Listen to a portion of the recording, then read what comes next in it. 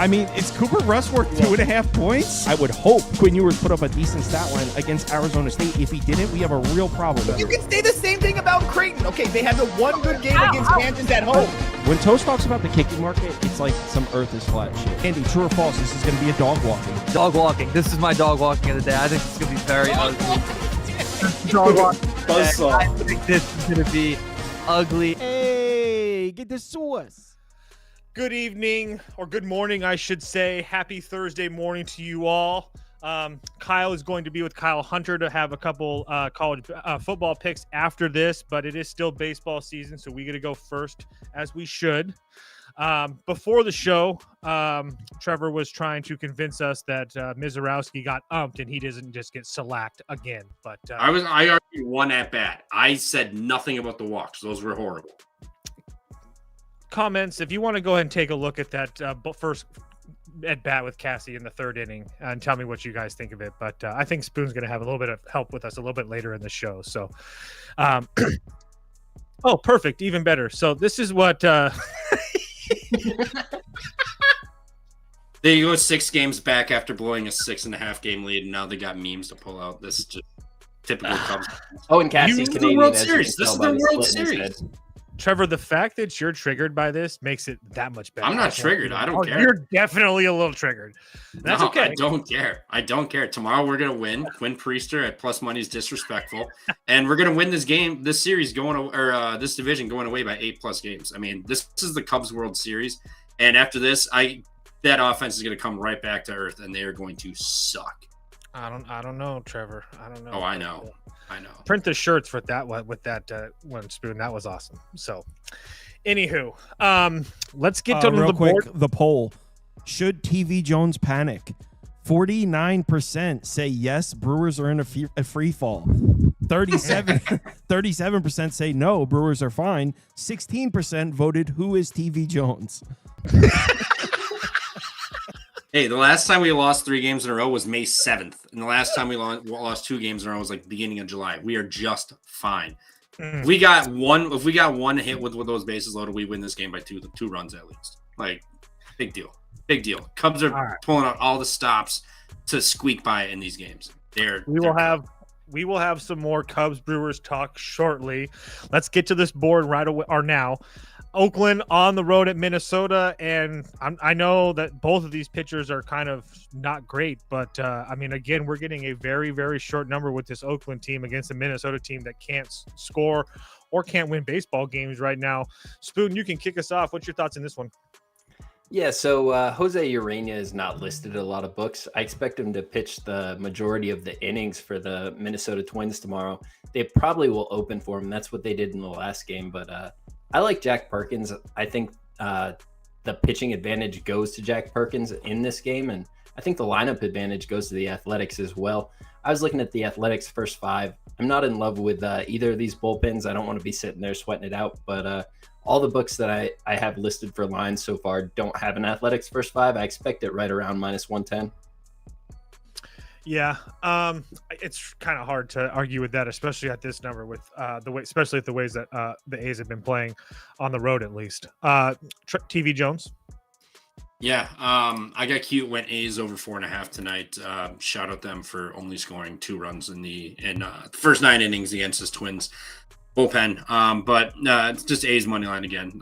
They're a far better team. Jose Urena. Don't believe them. The A's are mashing righties. Like, this team looks really good. I know they squeaked it out tonight, but overall they've been a much better unit than Minnesota has been. And I'll take Bangaliers and Nick Kurtz any day of the week over this Twins lineup. Yeah, it would be over or pass for me. I don't want to dip my toe in the Oakland water 2 days in a row. I had them first 5 and full game today. Obviously, the first 5 push and the full game 1. But Jack Perkins, I don't think he's been bad either. Kind of how Spoon alluded to. He's also he has faced some pretty decent competition on the road at Baltimore. I mean, keep in mind Baltimore's like a top 5 team hitting at home this year.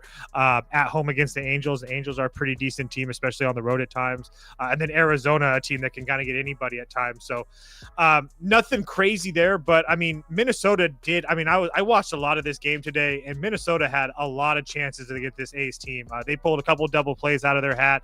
Obviously, this game went to extras, like TV Jones said, and the A's ended up winning. But I think we see some runs from both of these guys. Urena's been a fade for a while now, so every once in a while he steps up and have a big game, but it would only be over a pass for me. Next game on the board, Rangers, Kansas City, in another one where, man, I don't know if I can. TV Jones, you can kick us off here. I know that Kansas City is like the better team and playing well, but it's just really hard to lay juice with them. I know that I think you won with them today, didn't you? Yes, I did. Or yesterday, or whatever it was. No, I backed them 2 days in a row, I believe. But I had them today. Shout out them for blowing that game in the 8th and 9th inning. Just putrid.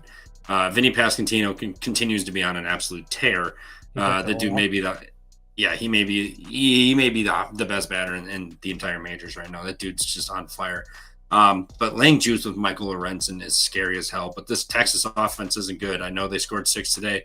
I don't know if they'll get as lucky tomorrow. I mean, Patrick Corbin, last 30 plate appearances versus righties, he's got a 5.64 expected ERA, 5.56 xFIP, sub 25% chase, 10% strikeout and walk rate. I mean, he does get ahead with the 77% first pitch strike, but he's getting barreled up at 9%, 44% hard hit, and 40% flying through the air. So, I mean, I think this Kansas City offense can get it. It would be Kansas City or nothing, but I don't want to lay juice with Michael Lorenzen. That scares the ever-living shit out of me. Yeah, I feel you on that one. It's hard to lay juice with that guy. Spoon, your thoughts? Yeah, I think this is a Texas spot here tomorrow. Kansas City has had to get into their bullpen a lot lately. Lucas Erceg, their second best bullpen arm, is on 3 of 4 days right now. I don't expect him available tomorrow. They didn't have to put Estevez on the mound the way the game went, so they put Long out there for 2 innings. Part of the reason that cost Trevor the game there, but I just think this Kansas City bullpen is not in a great shape. Erceg is a really important arm for me.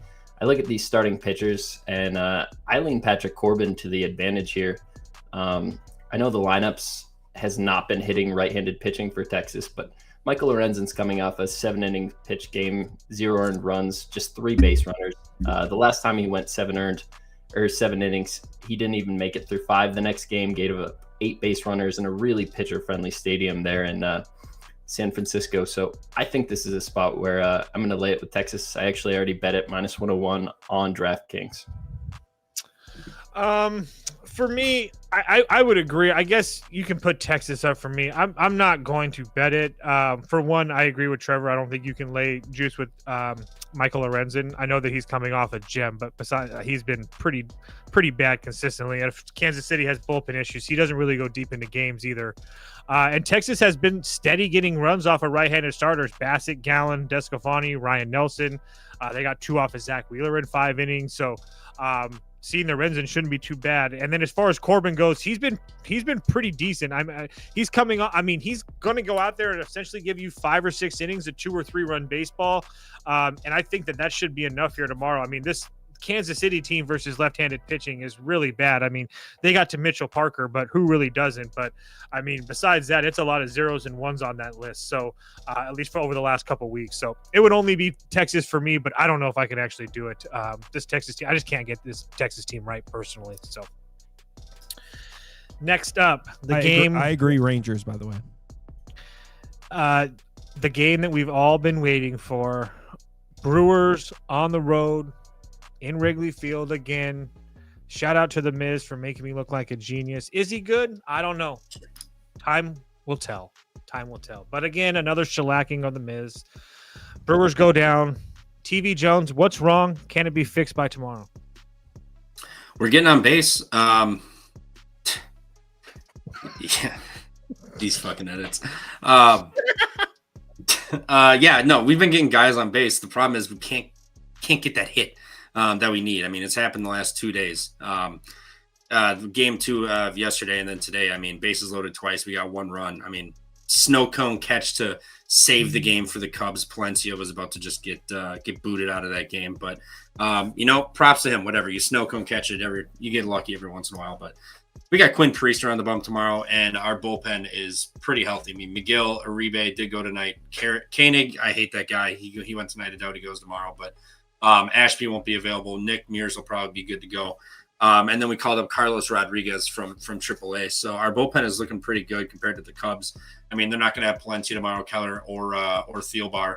And then the other guys all threw a healthy amount of pitches yesterday too. So their bullpen's a little bit more taxed. And Quinn Priester, we are 12-0 in his last 12 starts. So plus 120, this has shifted way too far. The Cubs, our Brewers can absolutely crush lefties. We already have to Imanaga, and let's not forget the fake hamstring injury earlier in the year when he was about to start getting rocked in Milwaukee to get his ass out of that game and save him, to save his stats. So, I mean, I have no fear of this bogus-ass Cubs run that they've got right now. The Brewers will get it right tomorrow at plus 120. Incredibly disrespectful for the Priest. I agree that the price is kind of ridiculous. Spoon, how do you see Shota pitching now? I know that he's pitched a few times against this Brewers team. All those have been on the road. Trevor said something about hiding him or something. He neglected to say he had 8 strikeouts in that game, no walk. So it's not like he was pitching terrible. But anywho, can Shota pitch well at home tomorrow? Is this price justified with the Cubbies that have no bullpen behind him? So Shota is an extreme fly ball pitcher. All the contact he pitches to is to try to get people to pop it up. When the wind's blowing out at Wrigley, that can be a little bit scary, but wind's going to be blowing in 9 to 10 miles an hour throughout the course of this game. I think that really favors Shota. Anytime I look to back him at Wrigley, it's when the wind is blowing in. The bullpen situation does scare me a little bit. Palencia is their best arm. He threw 28 today after throwing 17 the day before, but this is a really important series. They play the Angels on Friday. I think this is a spot where he's still probably available out of the bullpen. Kittredge will be available to come in for the 8th inning. I think this is a really strong showing from Shota. I'm kind of going back and forth between the Cubs money line. I think it's just a little too much juice with the way their bullpen's at. I think Milwaukee probably takes a little bit of money. If you want the Cubs money line, bet it tomorrow. But my big lean here is to the under. Quinn Priester's been just lights out all season. He's coming off probably his worst start of the season, 6 earned runs versus the Mets, and Brewers still managed to win that game. I think this is a spot where the Cubs probably pull the game out, but I don't see it getting to 7 runs tomorrow. I think I'm going to be on the under. You can actually put the under up for me too, just because I see that happening more than I see anything else happening personally. I can't bet the Brewers. The price seems really nice, but at the same time, I don't know, man. Something doesn't just feel right for me. They're also, Uribe and Koenig are 2 of the last 3. Shelby Miller's back-to-back days as well. So there is question marks in that Brewers bullpen as well. And I do agree with Spoon that the Cubs are going to probably empty out everything they possibly can if they have a chance to in this game. So I just feel like there's a lot of question marks here with both of these sides. It would be under a pass for me, but I'm not going to get involved. Also, this lineup has good numbers. There's some Contreras, 3 of 7, 2 homers. Joey Ortiz, 3 of 7 with a double. Yelich is 3 of 8 with a homer. Vaughn, 3 of 5. Blake Perkins, 3 of 4 with 2 doubles and a home run. I mean, Shota, we've seen him and we've knocked him around before, and it's going to happen again tomorrow. Yeah, all those games are on the road, though. He's much better at Wrigley Field, especially with the wind blowing in, as Spoon mentioned. There's got to be a reason, Trevor, you're getting the Brewers at plus 120 when they're putting up at least 3 runs a game on every lefty starter they've seen the last 2 or 3 weeks. Because it Shota. I'm pretty sure when have we gotten market respect all year? That Kyle Tucker just got a Joba statue from Serrano from Major League. I think things are going to start to turn around for him. Oh, I mean, you got to factor that into this. Power of friendship versus Serrano. I'll take Serrano all day. Next game on the board. Power of friendship is 179 baseball games this year and is best in baseball. Yeah, that doesn't mean anything in October, Trevor. Dodgers on the road in Colorado off of an embarrassing loss tonight. You hate to see that. Ohtani get absolutely blasted. The Dodgers couldn't score. It was a sight to be seen in Colorado tonight. Clayton Kershaw on the mound versus the kid Chase Dollander. Spoon, you can kick us off with this one. What are your thoughts on this one? I believe Ohtani left this game today. I think it's just a bruise. He's probably expected to play tomorrow, but I wouldn't necessarily pencil him in this lineup. I saw a 12.5 on the board as we were doing the voice chat. It was a little juiced at like minus 120, minus 125, but I think I'd still play that under 12. I think Dolander has the ability to pitch pretty well versus this Dodgers lineup. He's already done it here at home this season. And Kershaw's no stranger to Coors Field. I think he can adjust his pitch mix, pitch pretty well to this team. The under's what I have circled. I probably won't bet it, though.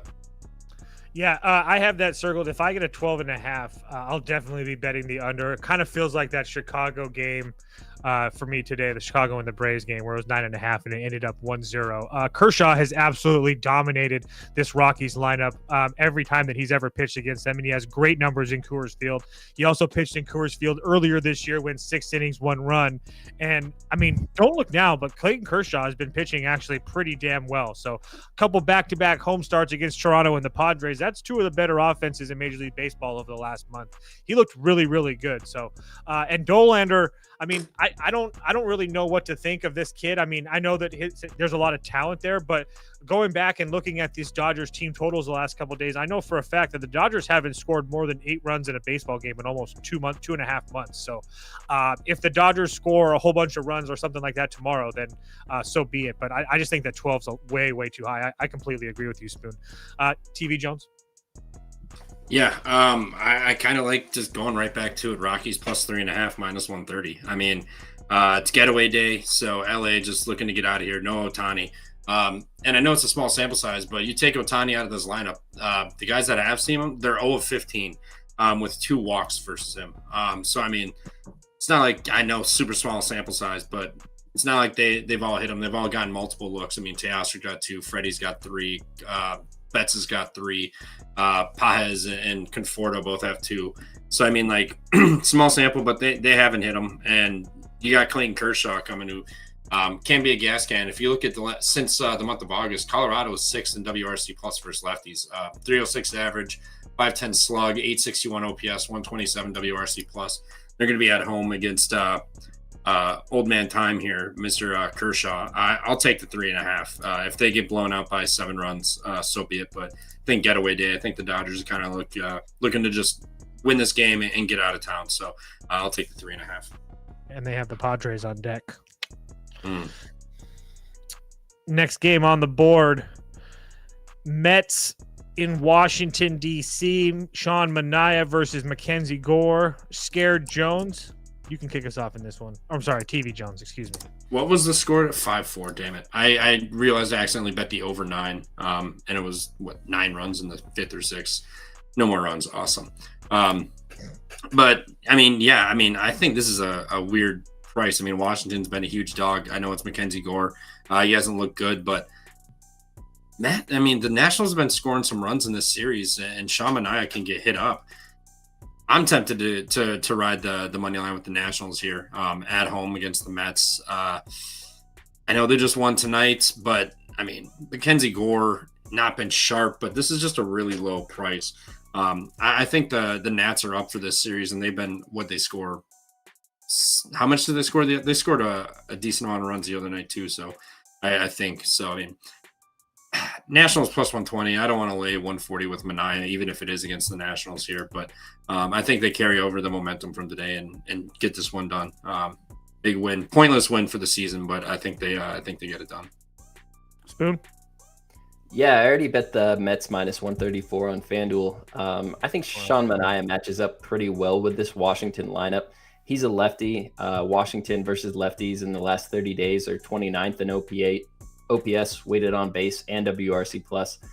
And Manaea's got a 0.9 whip versus lefties, a 3.05 xFIP versus lefties on the season. He does not have a full season worth of work to build those numbers, but going back to last year, he was also good against lefties. I think this is just a good lineup for him to match up against. The Mets bullpen arms are all available. Edwin Diaz, Ryan Helsley have both had 3 days off now. Rogers, Soto, and Garrett went today, but they had 2 days off before that. So they'll have the full pick of bullpen arms. And Mackenzie Gore's coming off 2 really good starts. He gave up 6 base runners in that last start to Philadelphia, but just 2 earned runs. But he had a 65% hard hit percentage in that game. And I just think he got a little lucky there. I think the New York bats get to him, get some runs off him. This doesn't seem like too much juice for me for the Mets. I think this closes well. Yeah, it would only be the Mets for me. I don't know if I can actually do it though, just because they haven't really been doing well versus left-handed pitching, and it's kind of going on for a while now. I mean, Logan Allen, Carson Wisenhunt, Robbie Ray, Andrew Abbott, Lodolo, Noah Cameron all pitched really, really well against this team. They got to Tyler Anderson, but besides that, it's been bad. But I do think that Manaea pitches well tomorrow. I know that he has really, really good numbers versus lefties, but it matters because I know that Washington now kind of stack a whole bunch of righties in the lineup. But first of all, guys from Crew, Shapiro, House, and Young, those are all AAA bats that Manaea should have no problem with. And the only bats that you have to worry about are Woods and Abrams, and those guys are both lefties. So if you're not getting any production at the top of the lineup, I just think it's going to be really hard for Washington to score. The Mets are also going to have their full bullpen rested and ready to go as well. So I just don't see any advantages for the Nationals. I just don't know if I'm going to end up playing it with the Mets, but I kind of want to. But yeah, it would only be the Mets for me. I mean, the Nats have seen Manaea pretty well. I mean, they're batting 300 off of him. 1 walk, 9 strikeouts, but they've got 3 extra base hits, 12 hits. I mean, Abrams is 3 of 10, Josh Bell 4 of 8, Jacob Young 2 of 4, James Woods 0 for 6. But I mean, Louis Garcia has also hit him well. And then if you look at Manaea last 30 versus righties, 7.12 expected ERA, 5.07 xFIP, 57% first pitch, 10.5 barrels, 63% hard hit. The Nats have seen him, and he's struggling versus righties. And Kyle said it. You bet the Mets in primetime. Not I'll give you that. Show ponies. Show ponies. But Manaea, his 2 starts against the Mets last year, versus the Nationals last year, 14 innings, 3 runs, 11 strikeouts. So he fared. That was last year. All right. They were both a totally different guy last year. Trevor, I was just going to say there were no decisions, so it was close games. It's not like it was crazy. I was trying to help you out just a little bit. I think the Mets ended up winning both of those, but regardless, we'll see what happens. Next game on the board, San Francisco on the road against the Padres. Justin Verlander, Dylan Cease. Spoon, you can kick us off here. This price is ridiculous. Yeah, this is a Padres spot for me if I just break it down by the X's and O's. But once you factor in the price, it makes more sense to me to just play the Giants on the live money line. Kind of looking at offshores, how they have this price. I think the Padres will come down in price, maybe enough to get you a -1. But Dylan Cease, he's a guy I like, but he's always due for a few blowups. And he's coming off 2 really good games versus St. Louis, Boston. Justin Verlander's also been pitching pretty well. So just price-wise, I could see this going the Giants. I'm probably not going to play it, but if you want the Giants, take them tonight. I think the Padres come down a little bit. It's hard to trust Cease. I wouldn't want to lay a -1 there, and that's the only way I could back the Padres. I'm going to be off this game, but lean to the Giants at the price. Looks like we lost Toast, so go ahead, TV Jones. Yeah, I know the Padres are kicking the shit out of the Giants tonight, but Dylan deceased, as Toast would say, -173 is crazy. I mean, it's not like Verlander's looked horrible. I know he got lit up by Washington August 10th, but other than that, 0 earned, 0 earned, 1 earned, 0 earned in his last 5, other than that 1 start. I think he can be fine. I know back in the Giants, Giants offense is pretty scary, but I think if there's a spot they can wake up, it's against Cease, and at +145, I'd rather play that than backing the Padres at -173. Thinking this is a spot Cease could pitch well for once against this Giants offense. I mean, Verlander's just been much better recently. I mean, he's played Tampa, at Pitt, and then Atlanta. So I mean, not like a murderer's row of teams, but I just think if their offense is going to wake up and do something, I think it's against Cease tomorrow. So I would play Giants or nothing. Yeah, I guess, I don't know, maybe Toast lost internet or something, but we're going to the next game. Houston, Baltimore, 3 more MLB games. So, Spoon, go ahead. So in this game, I was kind of looking at Yordan Alvarez, what he's doing in the minors. Not today, but yesterday, he went 2 for 3, had a single, a double, and a stolen base. And then in today's game, while they were playing, I was checking the lineups. He was not in the lineup at all. I didn't see any live feed for it, so I don't know if he was actually there. I would assume he's not. I think he's traveling to play with the big club. they talked about this for a long time. They weren't going to bring him back till he was fully healthy. Getting 2 bases or 2 hits and a stolen base makes me think he's pretty healthy. I think they need him back in this lineup. And I got Houston Astros money line plus 100 on FanDuel. This is a spot where Brandon Young just saw this Astros lineup, pitched the game of his life, 8 innings pitched, 0 earned runs, just 1 hit. It was just a few days ago. So I don't think Brandon Young's going to be able to follow that up with anything close to that same performance. I think he gets hit up in the first few innings. And on the opposite side, Jason Alexander has gone out and pitched really well this season. I think he's exceeded everybody's expectations for himself. He's had a few blowups versus the Dodgers and versus the Athletics lineup, but I think there's a spot where he can pitch pretty well versus the Orioles, who versus right-handed pitching over the last 14 days are dead last in baseball in just about every offensive category. The last 30 days, 22nd in baseball. So this is a Houston spot through and through for me. The bullpen is in good shape after losing today. I could only be on Houston. Welcome back, Toast. And Spoon said he got the plus 100. You can still get that right now on FanDuel. It's still available. Sorry, guys. I don't know what happened to my internet. TV Jones, go ahead. Yeah, I already bet this Orioles minus 104 and the under 9. I don't give a shit if Jordan's back. Cool. If they really are that scared of him, you can just walk him, and then one of the other 8 guys in that lineup can strike out or ground out for you to end the inning. And the Orioles offense has been really damn good, and their pitching staff has been good. I mean, since August 1st, they've got the best starter ERA, most quality starts, and the Orioles have allowed 3 runs or fewer in 39 games since May 24th. So that's best in the AL. And overall, their ERA is 3.25 since July 26th too.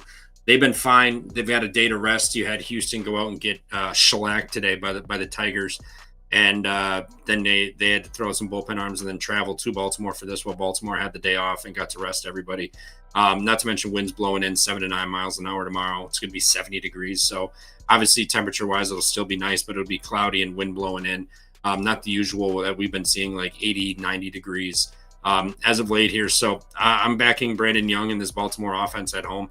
I bet them and bet the under 2. I just think this is a Baltimore spot where they win like 4-2, 5-2, something like that. So give me all of Baltimore in the under tomorrow. Bad pick. Under for me. You're hiding behind the screen. under for me. I think that Brandon Young, I don't think that Brandon Young is good, but he really struggles versus lefties, but he's not terrible versus righties, and he's going to see a whole bunch of righties tomorrow in that Houston lineup. Only, I think, 2 lefties, and one of the lefties is Jacob Melton, who's batting like 175 this year. So I don't really put too much stock into that. And the Astros just can't score runs. That's just like point blank period. This team cannot score runs. And I think Spoon talked about it as I was coming back. Jason Alexander has pitched really, really well for this team. Had 1 blow up against the Astros and another blow up against the Dodgers. But besides that, he's given you 6 innings of essentially 1-run baseball or less. So at maximum. So I just thought that 9 was way too high for this game. I had it as more like 8.5 or 8. So anyway, real quick, Toast, did you want to share for Padres Giants that you missed? I think that Verlander's pitching better than we think. I know that the numbers don't really play out. I think that Dylan Cease is a walking time bomb, so he's looked good recently. It's only a matter of time. It would only be the Giants at that price. I don't think you can lay that price with Dylan Cease right now. Giants can't score either, so we'll see. Next game, Boston on the road in Yankee Stadium. Lucas Giolito versus Luis Gil. TV Jones, drinking dirty water, or are you going with the pinstripes? Kind of want to drink some dirty water tomorrow. Okay. Boston's offense has been good. I know they lost that game to last 2 of the series to Baltimore, but now you're going into New York. This is a huge series, obviously big rivalry. And Yankees played extra innings tonight. I know what's his nuts went almost 7 innings. Schittler went almost 7 innings tonight. So they used a few bullpen arms, not much, but they've been hitting homers like crazy. This offense has been ridiculous. And now you got wind blowing in 12 miles an hour from left field tomorrow.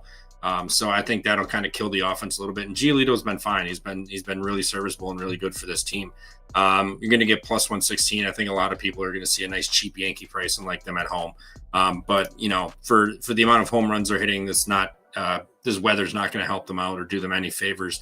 And Boston's been damn good, and they just picked up Nathaniel Lowe, who came through in the clutch the other night. They didn't win the game, but he popped right in and had a huge hit. So I think Boston's got a little bit of momentum here. I know the Yankees beat the hell out of the Rays for the majority of that series, but coming home, no matter the records, just wipe them clean with these two. It's always a tough game. So give me Boston at plus money. Well, in that game too, that Lowe hit that home run. They had the ball that was hit into the outfield with a guy on third base as a pinch runner, and he didn't go home, and the ball sailed over home plate. So they should have at least tied the game there. So that was questionable. Spoon, what are your thoughts on this one? I think Trevor's right on. I like TV Jones' pick on this one. Yeah. So this is kind of one of those Sunday night baseball type caps. You have the Yankees coming off a late extra inning game, and Boston got to sit at home not doing anything.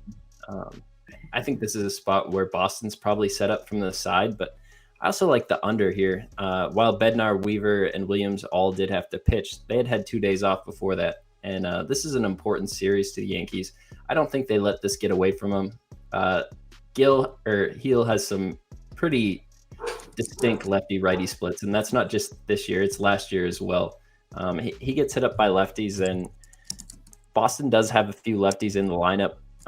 Roman Anthony, Duran, Yoshida, Nathaniel Lowe. So Abreu. I'm not in love with the Yankees, but I just think this is a spot where Giolito probably can pitch well. His splits career long, he's always struggled more with righties than he has lefties, and this Yankees lineup top to bottom is filled with lefties.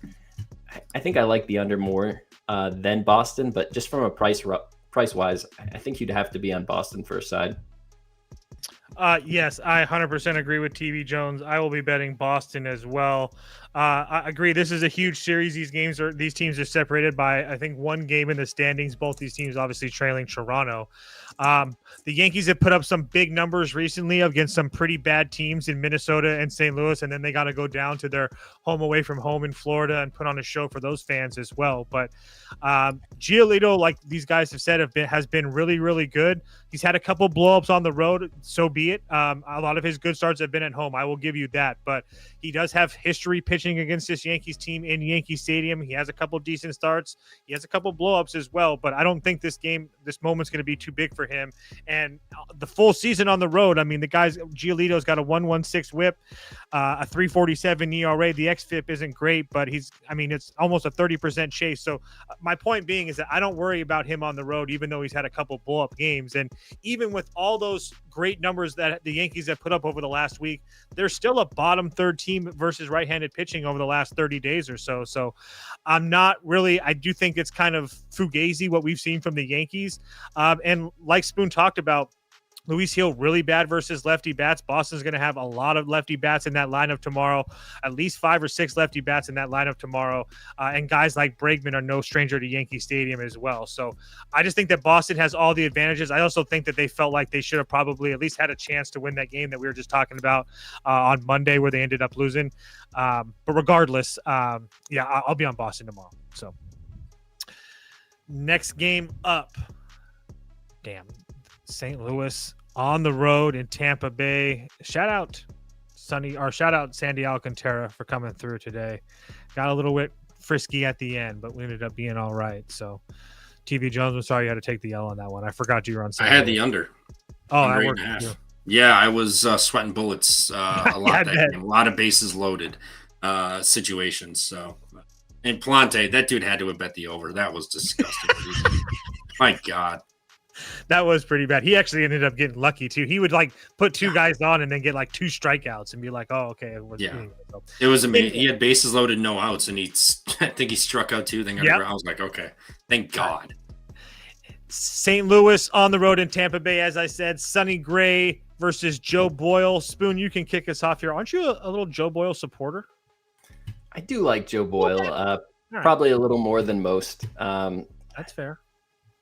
Any young pitcher that can throw 100 and has a couple secondary pitches, I just kind of think they have a future in this league. It seems like he does have a control problem. Every time he's out there and I watch him pitch, it seems like he has trouble getting that first strike over the mound. He winds up reminds me of? He reminds me of Ricky Vaughn from Major League. We got to get this guy under control before he kills somebody. That's what he reminds me of. Boone, to your point, the last 3 does have a 51% first pitch strike. But he's facing the Cardinals tomorrow versus right-handed pitching over the last 30 days. The Cardinals are dead last in baseball. They're not hitting the fastball well, and Joe Boyle really needs that fastball to be on point to pitch well. I kind of went back and forth with this game because on the other side, Sonny Gray also is one of my favorite pitchers.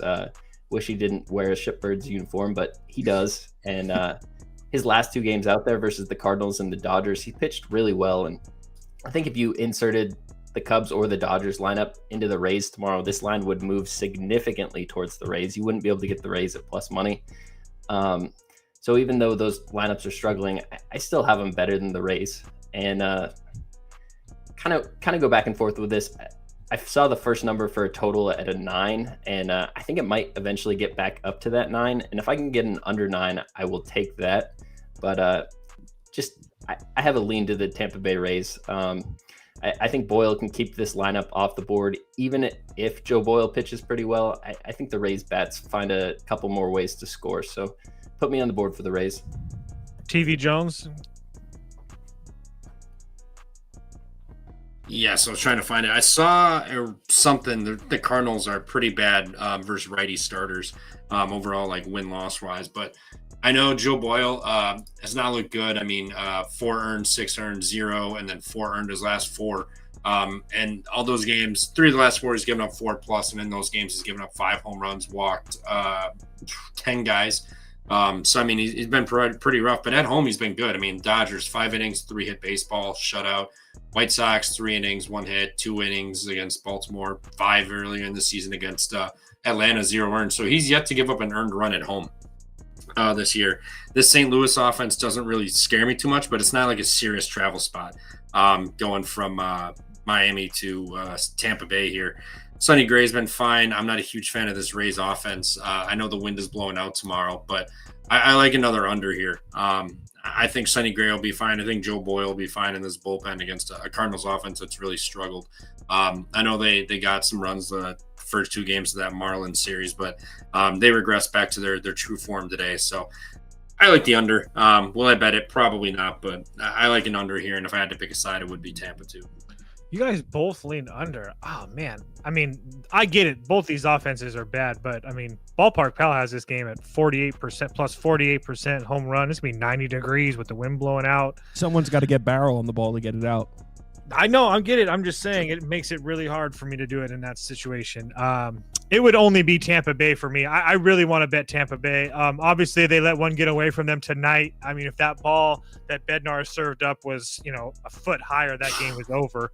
But like TV Jones said, Joe Boyle's been really good at home in this Cardinals offense. I mean, Luis Heel, Chase Dollander, Colin Ray, Ohtani, Emmett Sheehan, Tyler Glasnow, Dylan Cease, Nick Pivetta, Cal Quantrill, all pitched absolute gems, all like average of 5 innings, 1-run baseball there. So they got to Randy Vasquez. Congratulations. Dead clock's right twice a day. But I mean, besides that, and this Rays bullpen has been performing at a pretty decent, pretty high level, especially this whole season. So for me, getting the Rays at this price. Also, Sonny Gray on the road has been, truly hit or miss. Since the beginning of the season, really quickly, fantastic start on the road at Pittsburgh, then gets hit up in the Mets for 6 innings and 3 runs. He gets shellacked on the road at Philadelphia. Then he goes and pitches well against Texas. Keep in mind, Texas couldn't hit in May at all. He got absolutely clobbered by Milwaukee, then 9 innings shutout against Cleveland. Then he gets clobbered at Pittsburgh, clobbered at Arizona, and then goes his last start against the Dodgers,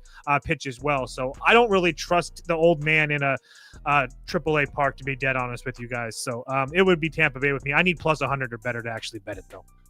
So that'll be it for baseball today. Kyle's going to come on. He's got Kyle Hunter. Kyle, you can go ahead and take it away. I know this is your time now. We are officially talking college football. Got Kyle Hunter on, and he's going to be coming on every Wednesday for the entire season. And I actually got your guy coming on tomorrow, Step on a Duck. I've got like a dynamite lineup this year. Cannot wait. So yeah, it's week 0. We got 5 games queued up. Couple week 1 games too. Obviously, we're talking about limited options with week 0. So we picked out I told Kyle, pick out whatever games you find interesting. So there's one. I'm very interested in your choice on the second game, the Sam Houston, Western Kentucky. I'm all ears on that one. But why don't we start out with, the first game of the season, Iowa State, Kansas State. These are two of the best teams in the Big 12. I'm not really sold on Arizona State. So personally, I think these might be the two best teams of the Big 12. Maybe Utah would have something to say about that. But yeah, this game is overseas. Kyle, what do you think? I like me some Utah, first of all. So Utah is my long shot future that I took early on there. I think these are two really good coaches, two really good teams. Dueling angles in this one. And I did want to give people some ATS angles, totals angles as we go. Matt Campbell's great ATS as an underdog of 3 points or more, 33-18 against the spread, 64.7%.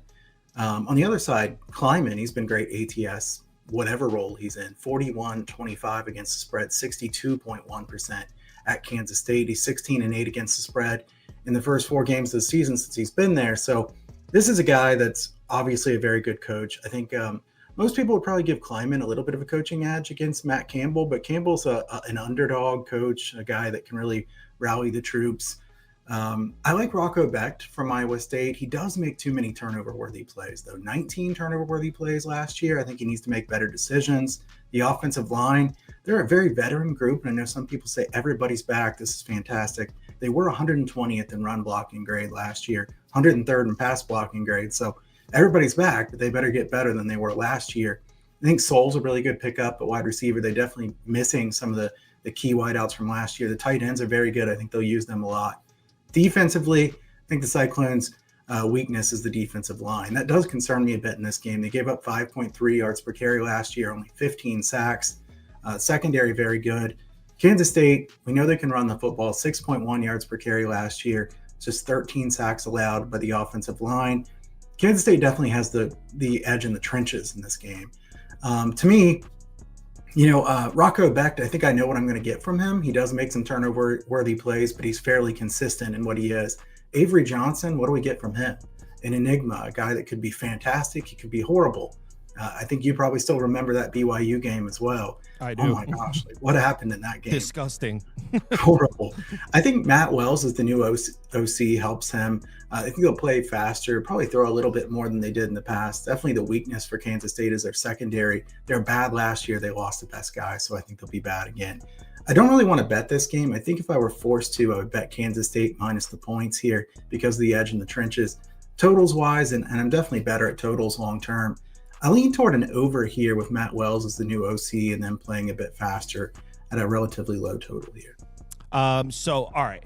One thing I definitely agree with you on is what you said about Iowa State's offensive line. They did bring everyone back, but they're still going to be at a disadvantage here. Kansas State's defensive front is going to be very, very strong. That defensive line bring a ton of production back, and they were strong last year. So, yeah, I struggle to see Iowa State moving the ball fluently. What they need is they need those 2 NFL receivers from last year. They need Noel and Higgins back from last year. They're both in the NFL. They won the 3rd round and the 2nd round. Because the weakness of this Kansas State defense is probably going to be the secondary. They really could use those guys. From what I'm reading about Iowa State's offense this year, probably should see a lot more 12 personnel because the tight ends now become a strength. They bring the RBs back. I do think Iowa State's going to be greatly improved in terms of running the ball. I just don't see it happening in this one against Kansas State. That being said, I did bet this game, but full disclosure, probably just doing some gambling here because it's the first game of the year and I want to have a bet on it. So I took the plus 3.5 just because there's no way on a neutral you can convince me that Kansas State is 3.5 points better than Iowa State. You want to tell me that Kansas State's better than Iowa State? Okay, I can get on board with that. Like you said, Avery Johnson certainly has the higher ceiling than Rocco Becht. But like, if you told me Rocco Becht's going to be better than Avery Johnson, that wouldn't be a crazy this season. That wouldn't be a crazy statement to make. So there's a lot of variance there with Avery Johnson, like you mentioned. Also, Kansas State. Now, it sounds crazy saying I have concerns about Kansas State's offensive line because they're always good. They're always a strong offensive line, but they did lose 3 starters, and that tackle they brought in from Ohio State, George Fitzpatrick, is probably not going to be ready for the opener. In fact, he may miss several weeks. So maybe early in the season, Kansas State offensive line not quite as strong as we've seen in years past. And one thing I will give Matt Campbell, even though it struggled a little bit down the stretch, he knows how to coach a defense. We've seen that year after year. A ton of production back at linebacker.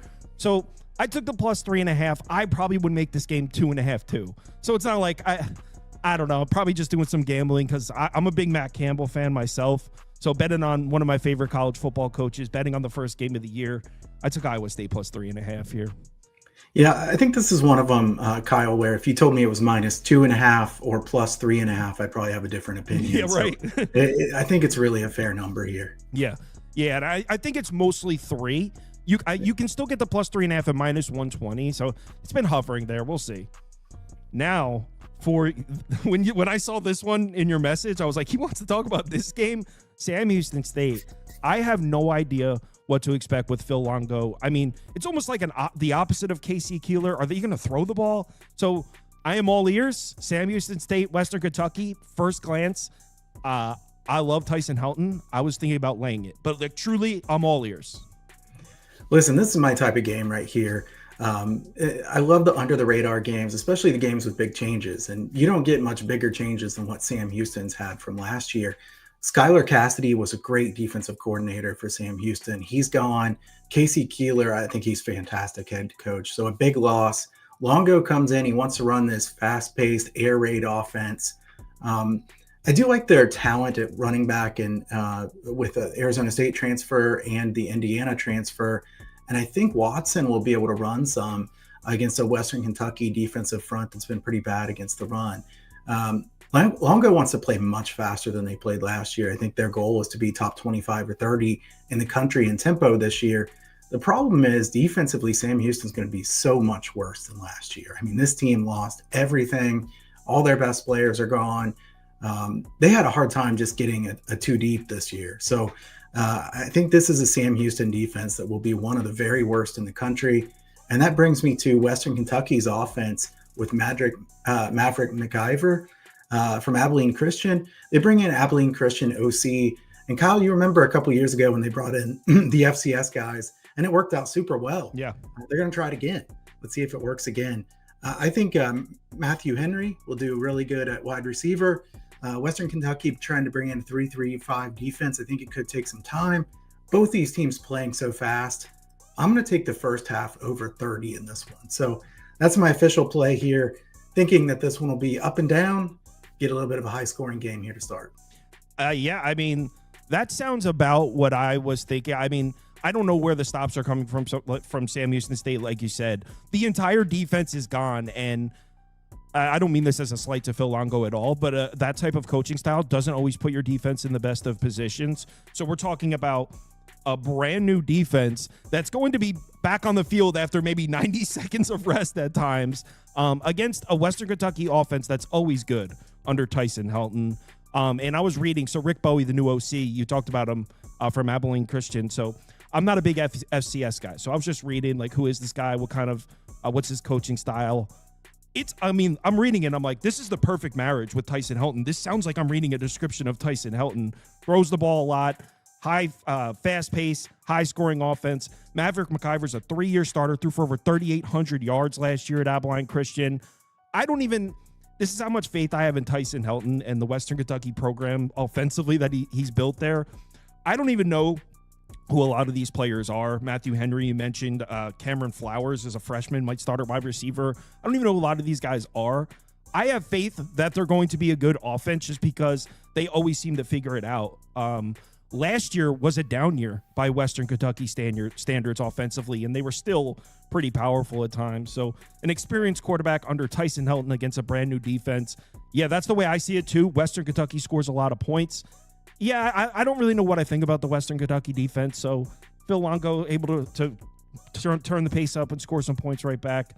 I don't hate that. I'll say over too. I don't have a bet on the game though. Yeah, I think this is a lot of possessions for both teams. So I think high scoring is the way I'd go with this one. Now, to be honest, if I had to bet the side, I would definitely bet Western Kentucky. I trust them much more. Yeah, I would go Western Kentucky, maybe like a Western Kentucky team total. It'll probably be like 35.5 or something. So maybe somewhere in there. Now, interesting game, fun game. I gotta say, I kind of got screwed here. So I am holding a Hawaii moneyline ticket. I thought Elijah Brown was going to start a quarterback for Stanford. They have since changed. It's Goldbranson, the Oregon State kid now. I really liked the redshirt freshman quarterback starting in the Islands against a Hawaii defense that isn't great, but they bring back a lot of playmakers from last year. So I thought he was going to turn the ball over. I don't necessarily hate the bet, but if I knew that a fifth-year senior was going to start a quarterback for Stanford, I wouldn't necessarily have played. It's like minus 124 I got. So I am on Hawaii money line. It's not something I particularly love. Yeah, I mean, but Goldbranson's nothing, fantastic. I think he's kind of a game manager. You know what you're getting from Goldbranson. I guess that's what you would consider the negative, because there could have been some big negative plays the other way. But I don't think you're going to get a lot of big positive plays from Goldbranson. He's kind of a game manager, check down. They're really lacking talent, too, as Stanford at running back and wide receiver. How are they going to create explosive plays here? The Hawaii defense is quite a bit better than they were a few years ago. I mean, this used to be a really bad unit. Now they're at least pretty good. The linebackers, Taylor and Otis, are very good. They've been gradually improving. I think they'll probably do the same again. Maybe some great passing attacks beat them this year. With not a great secondary, in my opinion, for Hawaii. But I don't think that Stanford's the team that does that. I think Stanford's going to try to be cautious, play slowly. The Frank Reich era, I mean, this is a Stanford team that wants to run the football, but they're pretty bad offensive line. They don't have good running backs.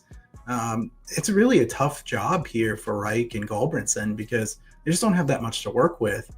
Stanford has a good corner and right. Secondary is definitely their strongest unit. It wouldn't surprise me to see Hawaii run the football a little bit more than some people think. Now, the question is, what about Michael Alejado from Hawaii? I mean, Kyle, I have to say, I feel like the jury's still out a little bit more than some people think, because he did light up New Mexico and Utah State at the end of last year, but everybody lit up New Mexico. The worst defenses in the country. I mean, so I don't know that we should just say Alejado is just going to be the best thing ever. Now, I do think he'll be pretty good. I just think that the hype has gotten a little bit out of control. Having said that, I think Hawaii can score here. And slow, cautious Stanford offense that fails to get big plays, settles for some field goals. I think Hawaii has far more upside than does Stanford. I would definitely take Hawaii if I was betting a side here. I also kind of like the under. I think this can be a little bit lower scoring. I considered the under as well.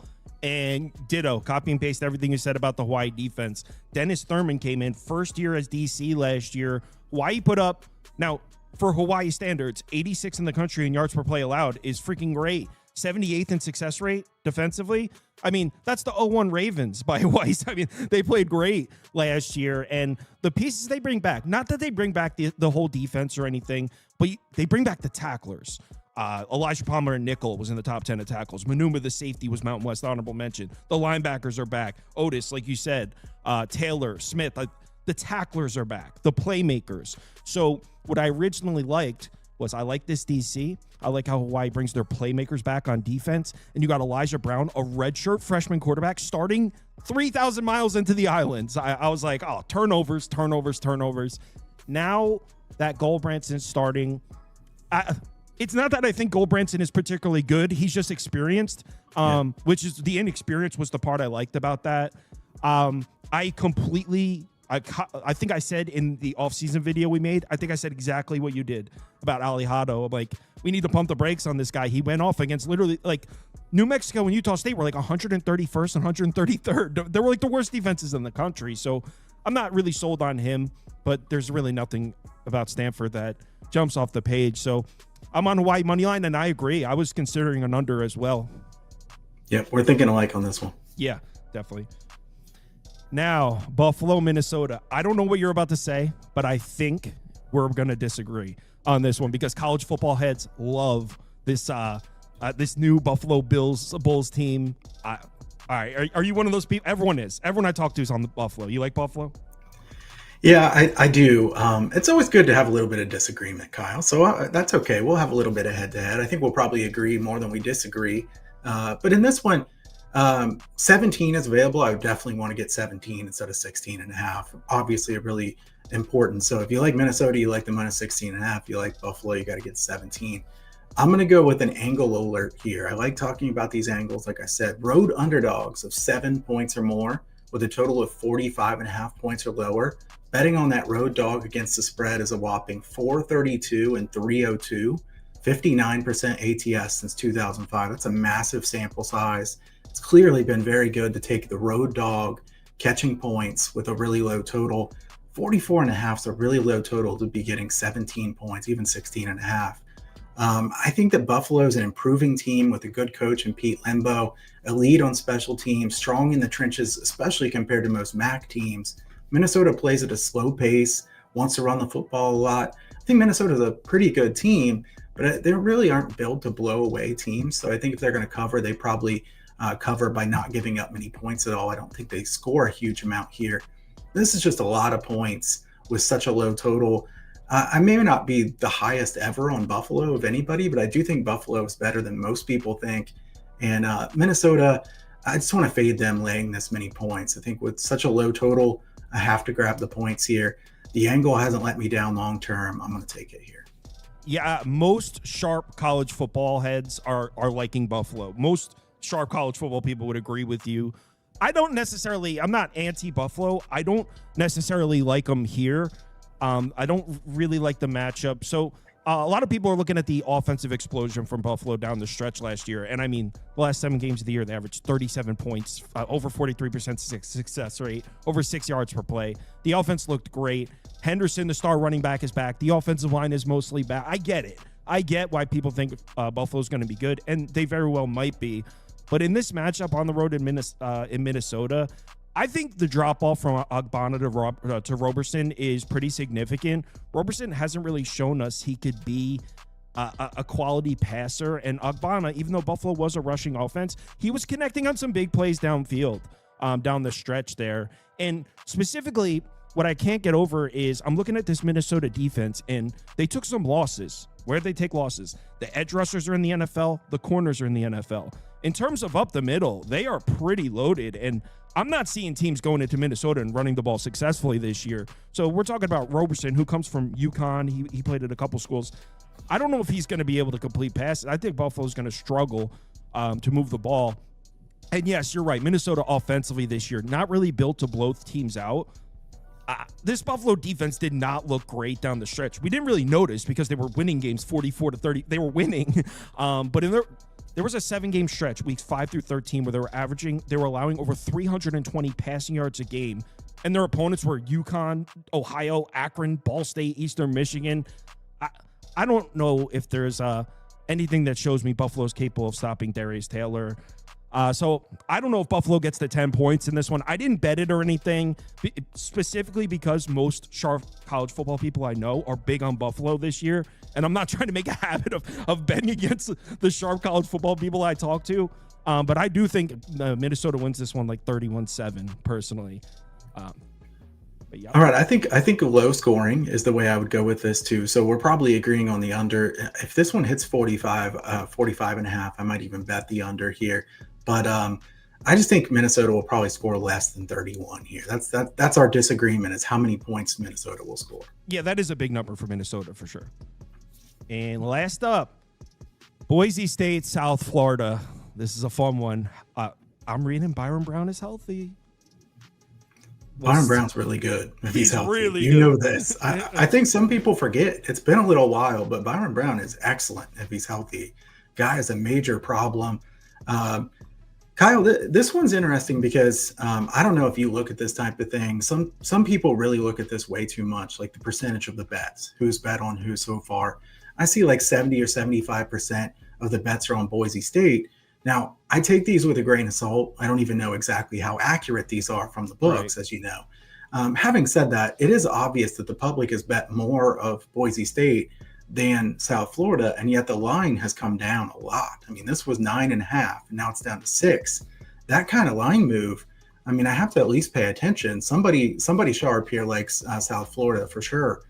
I don't have a strong opinion on a side here. I would have probably taken South Florida at more than 6, but now that you're at 6, I feel like it's pretty fair. Boise has some good young running backs, and I hear people saying, look, they have good depth. Boise has good running backs, but they're trying to replace Ashton freaking Genty. I mean, this guy was fantastic last year. It's going to be a big drop-off no matter who is there. I mean, they're definitely going to be worse at running back than they were last year. I think they'll be able to run pretty well this year because they have good offensive line. But Genty was really good. The Boise defensive line, 55 sacks last year, elite. I think they'll drop off some. The defensive line's still fine, but not what they were last year. And, the dual threat of Byron Brown, fantastic. I think the USF offensive line needs to be better. They gave up way too many sacks last year. Part of that could have been the quarterback held the ball quite a while. Defensively, Schuler and Harris are great leaders. Kyle, I want to go with one more angle here for the people to chew on a little bit. And I'm going to think about this one myself here. We're going to talk again next week. We might even circle back to this. Who knows? But game one for both teams. Overall, the under is 52.1%. So if you just bet the under, it's 52.1%. Totals of 59 or higher, 153 and 106 to the under, 59%. Totals of 64 or higher, 64 and 37 since 2006. You kind of get the drift here. The higher the total, the more they've gone under the total. I've thought about this one for a while here, Kyle. I don't know if I can bet the under in this one. I mean, I'd have to hold my nose if I bet the under here because Byron Brown can do some special things. Madsen can do a good job here. I don't love the USF defense. I think both the teams will play pretty quickly. I'm kind of curious what your thought is on that total. Total, I would lean under. I'm big on Todd Orlando in this South Florida defense. He's got that trending in the right direction. In the 3 years, so Todd Orlando is the DC, for those watching that didn't know that, DC for South Florida. In the 3 years before they hired him, they were 119th, 128th, 106th. Last 2 years since hiring Todd Orlando, they've been in the top 100. They're bringing back a lot of pieces, like you said, those two linebackers in the middle, number 1 and 2 in the team in tackles. This South Florida defense is trending in the right direction. It's going to be hot at Raymond James opening. This game is this game still in August or is this early? This is the 30th, right? This is still August in Tampa, Florida. It's going to be hot. This is the disadvantage of doing sports year round. By the time I looked at this game, I was like, "Ooh, I love South Florida." And then I looked, I'm like, "Oh, there was a 9 available." Like I missed it. Like I missed the boat. The move was to take South Florida at +9. I still lean South Florida at the 6, to be honest. I probably would make this game like 4.5, 5. You guys don't need me to tell you about Boise State. They're bringing everyone back except Genty. They're a loaded team. Madsen is preseason Mountain West Offensive Player of the Year. I mean, like, Boise State is crowned. If you look at their schedule, they are going to skip into the Mountain West Championship. Like, it is a cakewalk of a schedule. They're bringing back a ton of production. They were awesome last year. They're going to be great. You don't need me to tell you about Boise State. South Florida, with Byron Brown healthy, a DC that's got the defense trending in the right direction. There's also production back. 4 of the 5 starters on the offensive line are back. The question mark would be the RBs. They brought in Norton from Charlotte, who was pretty good. Yeah, there's questions, and Boise State's very good. But the opener in Tampa, in the heat, I think South Florida's live. I didn't bet it yet because it's always frustrating, and I shouldn't think like this, but it's always frustrating to look, be like, oh, I kind of like South Florida +6.5, and it's like, well, I could have got a +9 if I was on it. And it's like there's something about not getting the best of the number that doesn't sit right. But yeah, I think South Florida's live, honestly. Yeah, I deal with the same thing. Look, we're betting baseball and even NBA and college basketball. I mean, some people were betting this thing a long, long time ago. Yep. And here we are. That's the problem with the week 0, week 1 games is they've just been out there so long. I agree with you. I wish I would have gotten this when it was higher.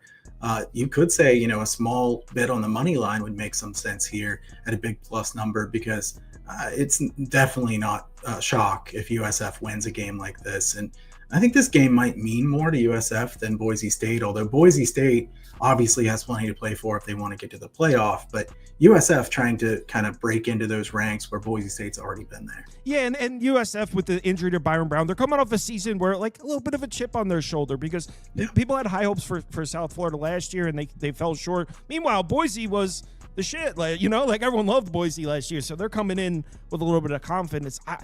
I wouldn't be surprised if when this game kicks off, I have a South Florida money line ticket in my pocket.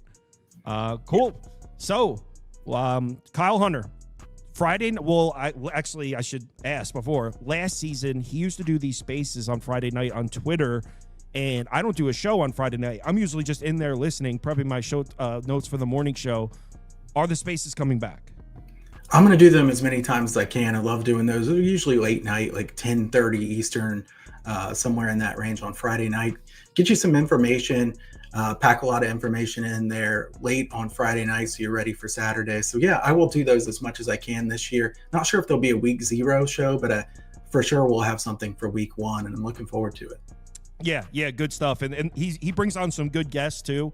That's Friday night late. And like I said, I'm usually in there listening. So make sure you give him a follow on Twitter or X. Apologies. It's called X now. Yeah. See you next Wednesday. Let's have ourselves a good week 0. All right. Thanks. Looking forward to it. We are officially.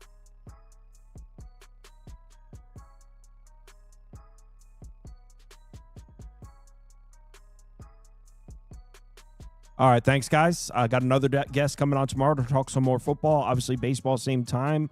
I'll be up for a while. The college football offseason video, I'm going to try to have it up by noon tomorrow. That's the goal. We'll see. Going to pull an all-nighter to get it done. So I'll be up if you need me. Talk to you all you guys.